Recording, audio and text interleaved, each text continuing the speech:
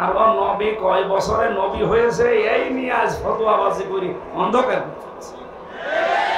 তাহলে ওটা যদি মুসলমান থাকতো তার কথা মানতাম, ও তো কাফের হয়ে গেছে। সূরা আনআমের 50 নম্বর আয়াত, সূরা হুদের 31 নম্বর আয়াত। আমি দলিলগুলো লম্বা করে বলতে পারছি না, খুব তাড়াতাড়ি তাফসিরে যাব। এই দুইটা আয়াত অনুযায়ী এদেশে আজ হাজারো মানুষ এই কথা যারা বলে আল্লাহর ধন, রাসূলুল্লাহকে দিয়ে আল্লাহ গায়েব হয়ে গেছে, বিশ্বাস করে কেউ যদি মন থেকে কথা বলে ও কাফের। আল্লাহ ধন রাসূলকে দিয়া গেলেন আল্লাহ গায়েব হইয়া, আল্লাহর ধন রাসূলকে দিয়া গেলেন আল্লাহ গায়েব হইয়া, রাসূলের ধন খাজা পাইয়া,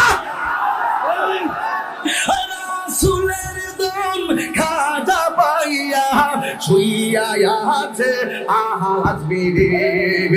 কাফেরের জানাজা পড়া জায়েজ আছে? বলেন।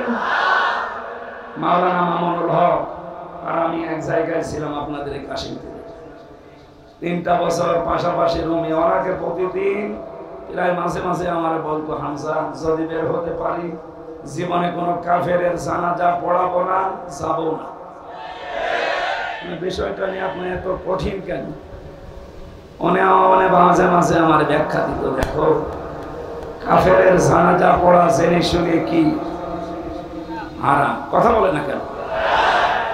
রাসূলুল্লাহকে আল্লাহ নিষেধ করেছিলেন তার চাচার জানাজা পড়তে কবরে শুতে। সূরা তাওবার 113 নম্বর আয়াতে আল্লাহ দলিল দিয়েছে। সূরা তাওবার 84 নম্বর আয়াতে দলিল আছে। আল্লাহ পাক যদি রাসূলুল্লাহকে কথা বলতে পারে আপনার আপন চাচা আবু তালেব, তাও তার কবরের কাছে যেতে পারবেন না, দোয়া করতে পারবেন না, কারণ লোকটা মুশরিক। লোকটা কি? আজ যারা আল্লাহর ইবাদতে অন্য কাউকে শরীক করে জিকিরের নাম নিয়ে, আশিকের নাম নিয়ে মুশরিক হয়ে যাচ্ছে, এরাও তো কাদিয়ানীদের মতোই কাফের। খ্রিস্টান মিশনারি কাদিয়ানীরা যা করছে নীরব আন্দোলনের মাধ্যমে, আর এরা সরব আন্দোলন শুরু করে ওরা ওদের কাজকে এগিয়ে দিচ্ছে। এজন্য ওদেরকে থামার জন্য আহ্বান জানাচ্ছি। আমরা আছি এই ঝামেলায়, আর কি শুরু করেছে আল্লাহ জানে। এই জন্য কথাগুলো যেগুলো আজকে কোরআন থেকে বলা হবে, এই কথাগুলো নিয়ে আপনি বাড়ি যেয়ে চিন্তা ভাবনা করবেন। এই দায়িত্ব আল্লাহ আপনাকে দিয়েছে, যেহেতু আপনি ময়দানে এসেই পড়েছেন। আমার দায়িত্ব সঠিকটা তুলে ধরা, আপনার দায়িত্ব হচ্ছে এই কথাগুলো সঠিকভাবে চিন্তা ভাবনা করে আমল করা। আল্লাহ একটা আমাদের প্র্যাকটিক্যাল লাইফে সেট করার তৌফিক দাও, বলেন আমিন। দরুদ আর সালাম পড়ছি, খুব তাড়াতাড়ি করছি, কণ্ঠটা আজ কয়েকদিন ধরে বসে গেছে। খালাকাল ইনসান আল্লামাহুল বায়ান। আল্লাহ বলেন মানুষ বানিয়েছে আমি, আর কথা বলা শিখিয়েছি আমি। আমার আগে যিনি কথা বলছিলেন যে আল্লাহ আমাদেরকে কুকুর, শৃগাল, হাঁস, মুরগি এ সমস্ত সৃষ্টি না বানিয়ে আশরাফুল মাখলুকাত বানিয়েছে। খালাকাল ইনসান, মানুষ বানিয়েছে কে? আল্লামাহুল বায়ান, মানুষকে কথা বলা শিখিয়েছে কে? বিজ্ঞান এখন এই কথাটা নিয়ে প্রমাণ করছে। বিজ্ঞান জানিয়েছে মানুষকে এই কয়েক ইঞ্চি জায়গা থেকে এক একটা কথা বের হতে 27টা স্তর পার করা লাগে। 27টা স্তরে ধাক্কা লাগার পরে একটা কথা তৈরি হয়। যদি কোনো স্তর দুর্বল হয়ে যায়, কথা বের হতে চায় না, গা গু শব্দ হয়, যেটা আমার হচ্ছে। তার মানে 27টা স্তর এখন আমার ক্লিয়ার না, হয়তো কিছু কিছু স্তর আল্লাহ দুর্বল করে দিয়েছে। এ দায়িত্বটা কার? কণ্ঠ উনি দিয়েছে, উনি যেন আমার কণ্ঠটা কিছু সময়ের জন্য ছেড়ে দেন, বলেন আমিন। সূরা রদের 19 নম্বর আয়াতটা পড়েছি। কয় নম্বর আয়াত? 43টা আয়াত আছে, 3টা রুকু আছে। মদিনায় নাযিল হয়েছে, মাত্র একটা আয়াত পড়েছি। এখান থেকে আমরা তাফসীর আকারে কথা বলবো। আপনি যেহেতু পোস্টার করেছেন তাফসীরুল কোরআন মাহফিল, আমার ভাইরা কোরআনে কারীম থেকে কথা শুনতে হলে আমি এর আগে বহু তাফসীর মাহফিলে বলেছি 5টা বিষয় খেয়াল করা লাগে। কয়টা? এটা যেহেতু ওয়াজ মাহফিল না, ইসালে সওয়াব না, মিলাদ মাহফিল না, ওরস শরীফ না, নওরস শরীফ না, খসরুর শরীফ না, এটা তাফসির মাহফিল। আর তাফসির করেন সরাসরি রাসূলুল্লাহ। রাসূলুল্লাহ এখন নেই, ওই দায়িত্ব এখন রাসূলের ওয়ারিসদের। সুতরাং এই মেম্বারটা অনেক দামি জায়গা, এটা বড় আমানত। এই আমানতটা যদিও আজ অনেকে উল্টা পাল্টা করে নাচানাচি করে নষ্ট করে ফেলেছে, আমরা এটা নষ্ট হতে দিতে চাই না। যতটুকু পারি হক আদায় করে এখান থেকে কথাগুলো ডেলিভারি দিতে চাই ইনশাআল্লাহ। কণ্ঠটা আল্লাহ তোমার কাছে আমি ভিক্ষা চাচ্ছি, একটু ছেড়ে দাও, জবান খুলে পড়েন। আউযু বিল্লাহি মিনাশ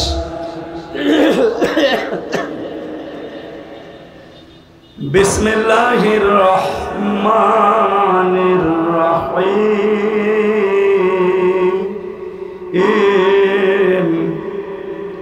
আফামান ইয়ালামু আন্নামা উনজিলা ইলাইকা মির রাব্বিকাল হক কামান হুয়া আ'মা ইন্নামা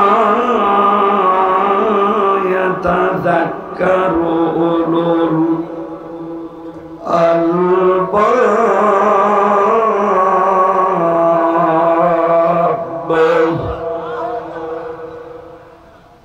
একটা আয়াতের ভেতরে যত কথা আল্লাহ লুকিয়ে রেখেছে আপনি একটু খেয়াল করে শুনেন। এই আয়াতে আপনাকে আজকে জান্নাতের পথ দেখিয়ে দিতে সক্ষম ইনশাআল্লাহ। আল্লাহ পাক বলেন, হে নবী, আপনার প্রভু আপনার উপরে যেটা নাযিল করেছে, যারা এটা বিশ্বাস করে আর যারা বিশ্বাস করে না, এর প্রতি অন্ধ আচরণ করে, তারা কি কখনো সমান হতে পারে? শুধুমাত্র বুদ্ধিমান যারা, এই মানুষগুলো আল্লাহর উপদেশ গ্রহণ করে থাকে। এখন থেকে আমরা 24 নম্বর আয়াত পর্যন্ত এই 5টা আয়াতে আল্লাহর যে উপদেশগুলো আছে, যারা বুদ্ধিমান আমরা, এরপরে আছে নির্বুদ্ধিমান যারা, তাদের কথা আছে, ওগুলো আমাদের দরকার নেই। আমরা বুদ্ধিমান হতে চাই আল্লাহর ভাষায়। কি হতে চাই? আল্লাহর কোরআন থেকে এই 5 আয়াতের তাফসীর শোনার মাধ্যমে আমরা যেন বুদ্ধিমান হয়ে ময়দান থেকে বিদায় নিতে পারি। বলেন আমিন। বুদ্ধিমান কারা? বেশি দিন ক্ষমতায় আছে যারা, বিভিন্ন কায়দা করে তারা, টাকা পয়সার মালিক যারা, বৈধ অবৈধ দেখা দেখি নেই তারা। বলেন, এরা তো বুদ্ধিমান নয়। এদের জন্য ভয়ঙ্কর কথা কোরআনে কারিমের সূরা মারিজের 19 নম্বর আয়াতে আল্লাহ দিয়েছে। আল্লাহ রাব্বুল আলামিন বলেন, কাল্লা ইন্নাহা লাযা, কখনোই না, অবশ্যই তাকে আমি লাযা নামক জাহান্নামের দরজা দিয়ে প্রবেশ করাবো। নাযাআতাল লিশাওয়া, যে ঘরে প্রবেশ করার সঙ্গে সঙ্গে চামড়া খুশি চলে যাবে। গাজীপুরবাসী, আপনাদের জেলায় সম্ভ্রমণ 5টা কারাগার সরকার বানিয়েছে।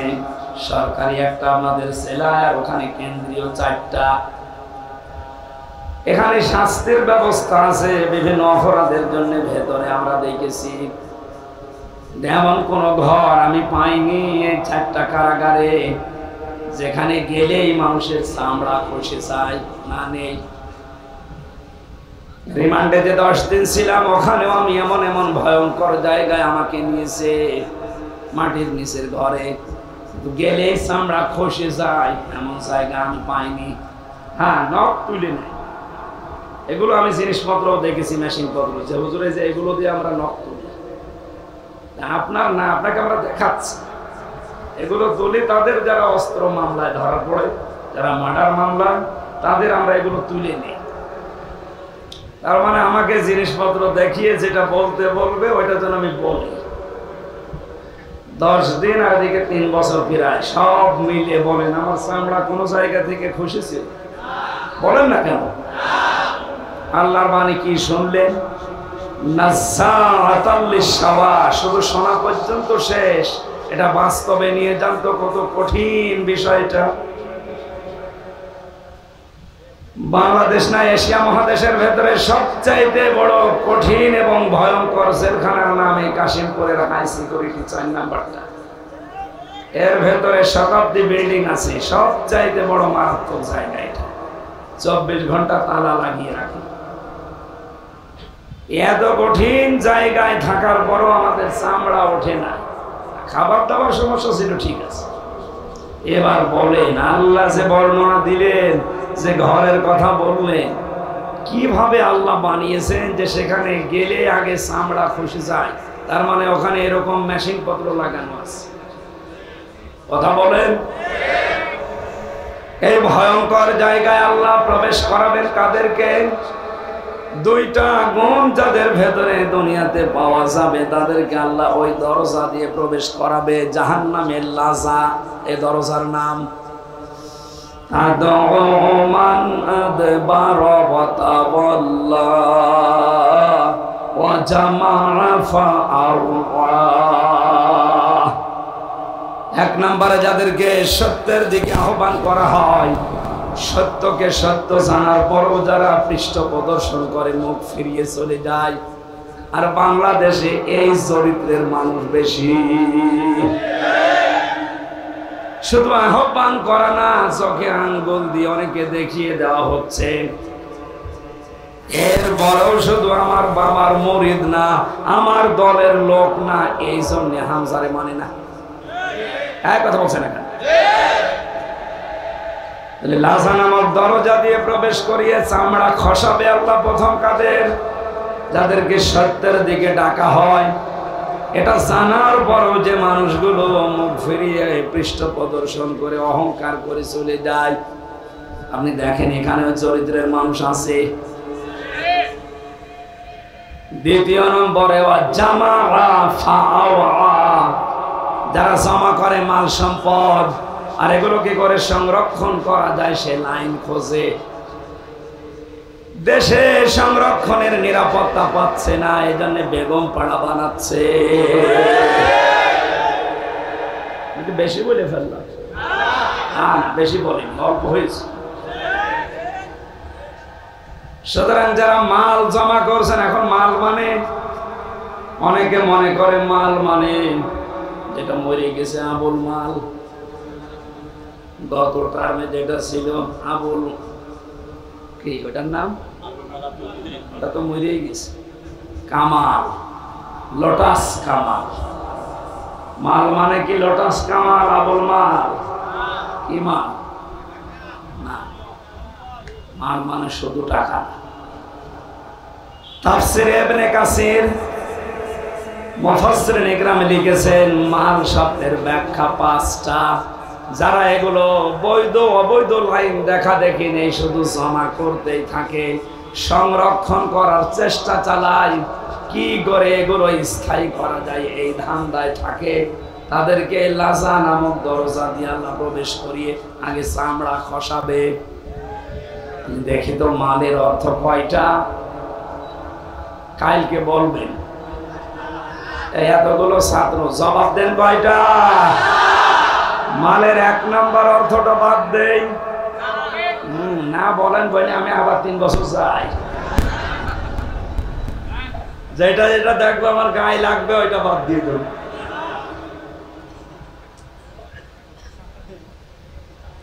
মালের প্রথম অর্থই হচ্ছে চেয়ার।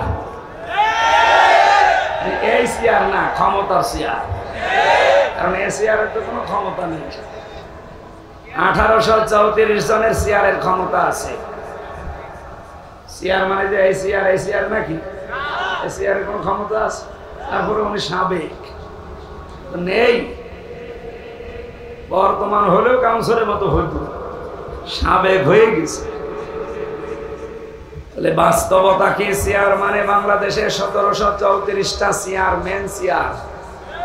প্রধানমন্ত্রী শেখ হাসিনা থেকে শুরু করে এলাকার উপজেলা চেয়ারম্যান পর্যন্ত যারা আছে, এই 1734টা চেয়ার, এগুলো মাল।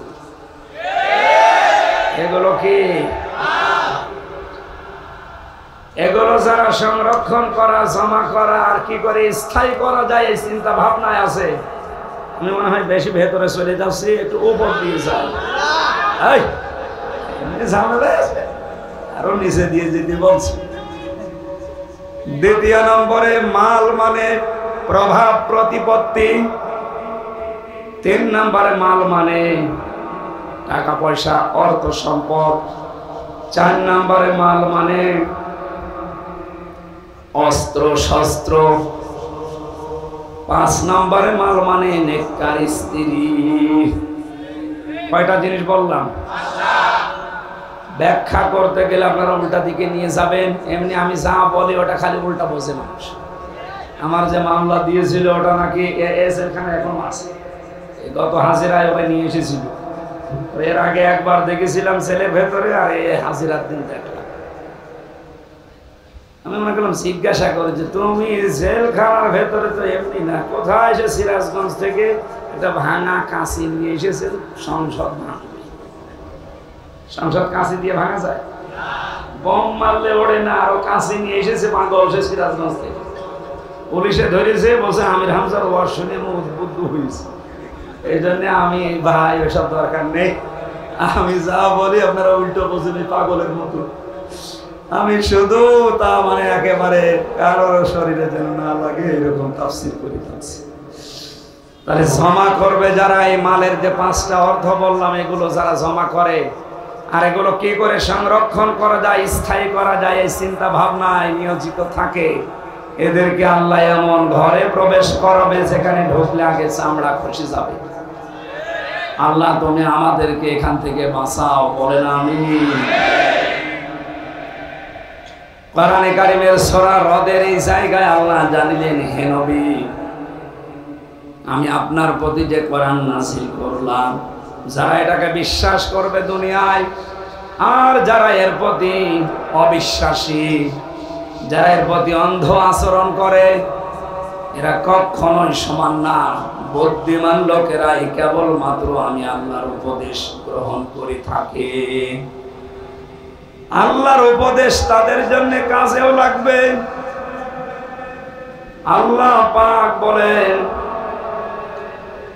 ফাযাক্কির বিল কুরআনি মান ইয়াখাফু ওয়াঈদ।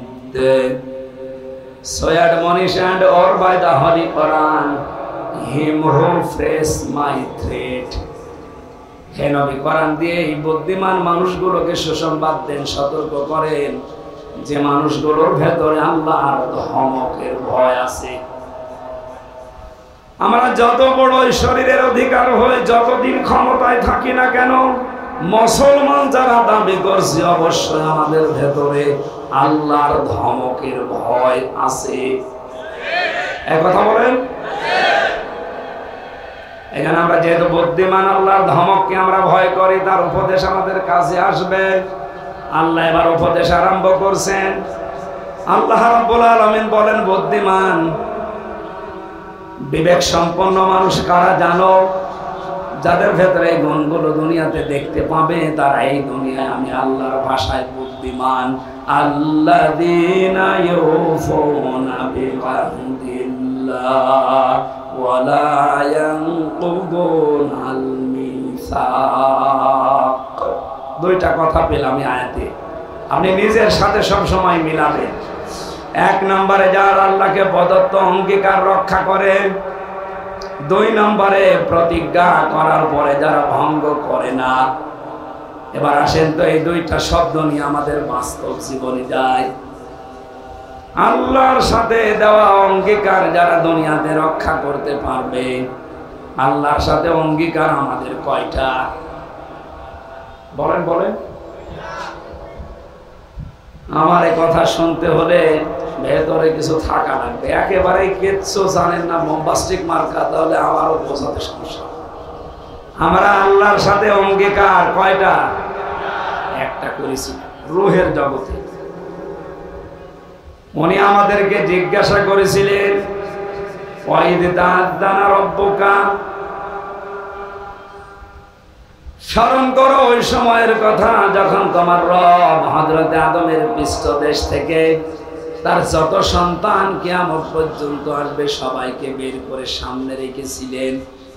জিজ্ঞাসা করেছিলেন আলাস্তু বিরব্বিকুম, আমি কি তোমাদের রব না? শত রূহ আমরা ওই জায়গায় ছিলাম, এক বাক্যে বলেছিলাম ক্বালু বালা, অবশ্যই আপনি আমাদের রব। আমরা কিন্তু ক্বালু নাম বলতে পারতাম যে হ্যাঁ আপনি আমাদের রব, কিন্তু নাম শব্দ না ব্যবহার করে আমরা বালা বলেছিলাম। নাম মানে হা, বালা মানে ভা। নাম মানে এমনিতেই হা, আর বালা মানে গ্যারান্টি দিয়ে হা। বলে সুবহানাল্লাহ। ওই সময় আল্লাহ পাক ডান হাত, কুদরতি হাতকে এভাবে মেলে ধরেছিলেন। এর ভেতরে যত রূহ দেখা গেছে আদমের সন্তানদের, নবীজিকে আল্লাহ হযরতে আদমকে শুনিয়েছেন, আদম এগুলো তোমার সব জান্নাতি সন্তান। বাম হাত এভাবে বের করে যখন মেলে ধরলেন, এখানে যে রূহগুলো ছিল আল্লাহ পাক বলেছিলেন এগুলো তোমার সব জাহান্নামী সন্তান, দুর্ভাগাইরা। আমাদের এখন প্রশ্ন আসতে পারে, তাহলে দুই হাতের ভেতরে আমরা যে হাতে আছি, ওই হাতের ভেতরে যদি থাকতে পারি তাহলে আর ভালো কাজ করেই করবো কি, আর খারাপ কাজ করেই করবো কি? যা লেখা হওয়ার হয়ে গেছে নাকি? এর জবাব দিয়েছেন যারা হাদিস বিশারদ, মুহাদ্দিসিন ইকরাম বলেন, মহান আল্লাহ যে হাতগুলো দেখিয়েছেন ওই দিন আমাদের কাছ থেকে জবাব নেওয়ার পর, যে আদম তোমার এই সন্তানগুলো জান্নাতি, এই সন্তানগুলো জাহান্নামী, কিয়ামত পর্যন্ত পৃথিবীর ময়দানে আমি এদেরকে পাঠাবো, তার ভেতরে আমরা আছি। জবাব হচ্ছে এটাই, যাদেরকে আল্লাহ ডান হাত থেকে বের করেছিলেন, কিয়ামত পর্যন্ত ওরা আসবে দুনিয়ায়, ওদেরকে দিয়ে আল্লাহ জান্নাতে যাওয়ার কাজগুলো করিয়ে নেবেন। রাত 3:30টার সময় ঘুমিয়েছে, 4:30টার সময় আজান দিচ্ছে ফজরের, মাত্র 45-50 মিনিট ঘুম হওয়ার পরে স্ত্রী ডাক দিচ্ছে, তাড়াতাড়ি করে ওঠো, ফজরের নামাজের সময় হয়ে গেছে। ও তাড়াতাড়ি উঠে নামাজ পড়তে পারলে ওর কাছে আনন্দ লাগে। একটা বলে না কেন? ঠিক আর একটা লোক রাত 9টার সময় ঘুমিয়েছে, রাত 4:30টার সময় আপনি তারে ডাক দিচ্ছেন, 8টা-9টা ঘন্টা মরণের ঘুম ঘুমিয়েছে, ফজরের নামাজে ডাক দিলে এখনো পর্যন্ত বলে আমার ঘুম হয়নি, ডিস্টার্ব করলে কেন? আপনি ধরে নিতে পারেন আপনি আছেন ডান হাতে আর ওই লোকটা আছে ওই বাম হাতে। আপনাকে আরো ভালো কাজ করাবে যদি ওই ডান হাতের ভেতরে থাকেন, আপনার মন মানসিকতা হবে পয়দা করে দেবে। লা ইয়াস্তাউই আসহাবুন নারি ওয়া আসহাবুল জান্নাহ, আসহাবুল জান্নাতি হুমুল ফাইজুন। হে নবী, যেই মানুষগুলো জান্নাতি আর যারা জাহান্নামী এরা কখনো সমান হবে না, এদের রাস্তায় আলাদা। আপনি কখনো তাদেরকে এক রাস্তায় চলতে দেখবেন না, এদের দুনিয়ার জীবনটাই পুরো আলাদা জীবনে চলবে। আজকে আসার সময় ফ্যান্টাসি কিংডম দেখাচ্ছিল এখানকার একজন, আর আমারে বলছে এখানে এমন কোনো কাজ নেই যেটা বৈধভাবে হয় না। ওখানে কাজ তো সব বৈধভাবে হচ্ছে নাকি? ওখানে আপনি এরকম মানুষকে নিয়ে যেতে পারবেন পিটিয়েও? ওখানে যাওয়ার মানুষের দুনিয়ায় আলাদা, আর ওখানে যারা যায় ওদেরকে আপনি মসজিদে, মাদ্রাসা, ঈদগায় পাবেন না। এখানে আসলে ওদের শরীরে জ্বালা ধরবে, আর এই চরিত্রের মানুষগুলো ওই জায়গায় গেলে এদের শরীর খারাপ হবে। বিশ্ব নবী মুহাম্মদ রাসূলুল্লাহর বয়স এই যে এই বয়সে 8-9 বছর, আল্লাহর নবীকে উকাস মেলা, এই মেলাতে নিয়ে যাওয়ার পরে তিনি সঙ্গে সঙ্গে অজ্ঞান হয়ে গেছেন। ওখানে যে ঘুম তিনি দিয়েছেন, ঘুমের ভেতরে তার উপর আর রাত চলে গেছে। সূর্যের আলো যখন সকালবেলা তার মুখের উপরে পড়েছে, নবীজি টের পেয়ে দেখলেন আশপাশে কেউ নেই। ওরা গান বাজনা, মেলা যা করার আনন্দ ফুর্তি করে সবাই বিদায় নিয়ে চলে গেছে। পুরাটা সময় বিশ্ব নবীকে আল্লাহ জাহান্নামী কাজ থেকে বাঁচিয়ে রেখেছে। আপনি যদি সত্যি হযরতে আদম আলাইহিস সালামের সন্তানদের আল্লাহর ডান হাতের ভেতরে পড়ে যান, এমন ভালো ভালো কাজের আঞ্জাম আপনাকে মরণের আগ পর্যন্ত আল্লাহ দেওয়াতেই থাকবে। হ্যাঁ, এখানে কিছু নিয়ম নীতি আছে। আপনাকে ভালো ভালো কাজ পাওয়ার পরে শুকরিয়া আদায় করা লাগবে আল্লাহর। লাইন শাকারতুম লাযিদান্নাকুম ওয়া লাইন কাফারতুম ইন্না আযাবি লাশাদীদ। যদি আমার নিয়ামতের শুকরিয়া আদায় করো, আমি আল্লাহ ওইটা বাড়িয়ে দেব। নিয়ামতের শুকরিয়া আদায় আমরা বাংলাদেশের মানুষ একটা বুঝি, কি সেটা? টোটে পর্যন্ত খাবারের পর একটা ঢেকর তুলে বলে আলহামদুলিল্লাহ, হয়ে গেল। কেউ যদি কোনো নিয়ামত পাওয়ার পরে শুকরিয়া আদায় করে, ওকে তিনটা বিষয় লক্ষ্য রাখা লাগবে। উনি যে কাউন্সিলর, আমি যে এখানকার প্রধান বক্তা, উনি যে প্রধান অতিথি, প্রত্যেকটা বিষয় আমার আল্লাহ বলেন ভালো হোক আর মন্দ হোক, প্রতিটি জিনিস আমার বান্দা বান্দীদের জন্য পরীক্ষা। সূরা ফজরের ভেতরে আল্লাহ এই তথ্যগুলো দিয়েছেন। ফাম্মাল ইনসানু ইযা মাবতালাহু রাব্বুহু ফাকরামাহু ওয়া না'মাহু ফায়াকুলু রাব্বি আকরামান ওয়া আম্মা ইযা মাবতালাহু রাব্বুহু ফাকদারা আলাইহি রিজকা ফায়াকুলু রাব্বি আহানান। আমি মানুষকে ভালো কোনো কিছু দিয়েও পরীক্ষা করি, নিয়ামতগুলো দিয়েও তাকে পরীক্ষা করি, নিয়ামত কেড়ে নিয়ে অসম্মানিত করেও আমি তাকে পরীক্ষা করি। সুতরাং আজ যারা ক্ষমতায় আছেন, এটা আপনার পরীক্ষার বিষয়। অবতাগি ফীমা আতাকাল্লাহু দারুল আখিরাহ। আপনাদের উচিত হবে ক্ষমতাটা আল্লাহর দ্বীনের, ইসলামের, মানবতার পক্ষে কাজে লাগিয়ে আখিরাতের ঘর নিজের জন্য তৈরি করে নেওয়া। আপনি আল্লাহর ভাষায় বুদ্ধিমান হবেন। অথচ ক্ষমতা পেয়ে মানে কি আজ আখিরাতের ঘরের পরিবর্তে জাহান্নাম তৈরি করে রাখছে। আমি আল্লাহর সাথে অঙ্গীকারের বিষয় বোঝাচ্ছিলাম।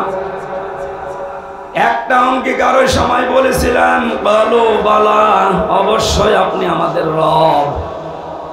রবের ভেতরে আমরা 19টা শর্ত লিখিয়ে রেখেছিলাম। রবের পুরা অর্থ আপনি দেখবেন অভিধানে। রব শব্দের অর্থ 19টা। কয়টা? 19টা। বলেন। এবার একটা একটা করে মিলাবেন নিজের জীবনে 19টা পাওয়া যায় কিনা। 1 নম্বরে রব মানে যিনি লালন পালনকারী। আপনি বলেন তো নিজের মনের দিকে তাকিয়ে, এ কথা কি আমরা 100% আল্লাহকে বিশ্বাস করে মানতে পারি যে আল্লাহ আমার লালন পালনকারী? না, এটা তো চামড়ার মুখের কথা। আমাদের মনে, আমি সহ প্রত্যেকের মনে এখনো পর্যন্ত প্রায় 100 ভাগের 80 থেকে 90 ভাগ পর্যন্ত বিশ্বাস আমার লালন পালন করা, খাওয়া দাওয়ার ব্যবস্থা, এটা আমার চাকরির দ্বারা হয়। এই না বলছেন মানে আমাদের মনের অবস্থা বললাম আমি। এটা আমার ব্যবসার দ্বারা হয়, এটা আমার জমি জায়গার দ্বারা হয়, ঘর ভাড়ার দ্বারা হয়। কথা বলেন না কেন? অথচ এই জায়গায় বলেছিলাম আপনি আমাদের রব। আল্লাহ বলেন তাকুলু ইয়াউমাল কিয়ামাহ ইন্না কুন্না আন হাযা গাফিলিন। এই কথাটা দুনিয়ায় যাওয়ার পরে যেন তোর ঠিক থাকে, এটা যেন গাফেল হয়ে যাবে না, কারণ কিয়ামতে কিন্তু আবার এটা প্রশ্ন করা হবে। গাজীপুরবাসী আল্লাহর সাথে অঙ্গীকারের প্রথম যেটা আমি দেখছি, এটা আমরা ফেল করে ফেলেছি। আমাদের মনের ভেতরে এখনো বদ্ধমূল ভাবে এই ভরসা তৈরি হয়নি যে চাকরি, ব্যবসা, ঘর ভাড়া এটা আমার মাধ্যম। আসলে আমাকে খাওয়াতে পারে শুধুমাত্র কে? খাবার চারিদিকে তৈরি করে ফেলে রাখা আছে। আল্লাহ এমন একটা অসুখ আমাকে দিতে পারে যে অসুখের কারণে একটা খাবারের দিকেও তাকানো সম্ভব না। কত ধনী ধনী মানুষকে আমি এদেশে দেখেছি। বাংলাদেশের যারা বড় বড় 10 জন ধনী, তার ভেতরে প্রায় 8 থেকে 8 জনের সাথে আমার মেশা হয়েছে অলরেডি, কম বেশি। সবচাইতে বড় ধনীর তালিকায় পাবেন আপনি আকিস গ্রুপকে। 10 জনের ভেতরে একজন না। ওদের সাথে তো কয়েক বছরে জেলে যাওয়া, 3 বছরের আগে ওদের সাথেই তো ছিলাম। বাস্তবে দেখেছি ওদের যে টাকা পয়সা, অর্থ সম্পদ, এদেশের সরকার তাদেরকে এদেশে জমি কিনতে নিষেধ করে দিয়েছে, যে তোরা যদি আর জমি কেনা আরম্ভ করিস এদেশের অনেকের ঘর থাকবে না। একদিন আগে ওনার একটা ছেলে জেলে যাওয়ার আগে মারা গিয়েছিল, শেখ আব্দুল মমিন। এ লোকটা চামড়ার ব্যবসায়ী, জুতা তৈরি করে, চামড়ার ব্যাগ তৈরি করে, বিভিন্ন ব্যবসা আছে ওনার। এত মেধা নিয়ে চলতো লোকটা, খুব বড় লম্বা চওড়া না, একটু বাড়ানো, কানও দেখতেছি আর ভালো না। কি আল্লাহ এমন দিয়েছে, কোরিয়া থেকে লেখাপড়া করিয়েছে, ওইটা কাজে লাগিয়ে বাংলাদেশের শীর্ষ ধনীদের ভেতরে একজন। খাবার খেতে পারতো না। বাংলাদেশের সবচাইতে বড় তাফসীর মাহফিল দিত ওনার বাবার নামে, আকিস ফাউন্ডেশন খুলনা। 40-50 লক্ষ টাকা খরচ করে দিত। উদ্দেশ্য ওনার বাবা যেন কবরে শান্তি পায়। যারা আলোচক হয়েছে তো ওখানে আমি সহ, মৌলানা মিজানুর রহমান আজহারি, মৌলানা তারেক মনোয়ার ভাই সহ যারাই গিয়েছি, এই সিরাজগঞ্জের এখান থেকে মাছ কিনে নিয়ে যেত, টাটকা মাছ, আলেমদের খাওয়াবে, নিজে খেতে পারতো না।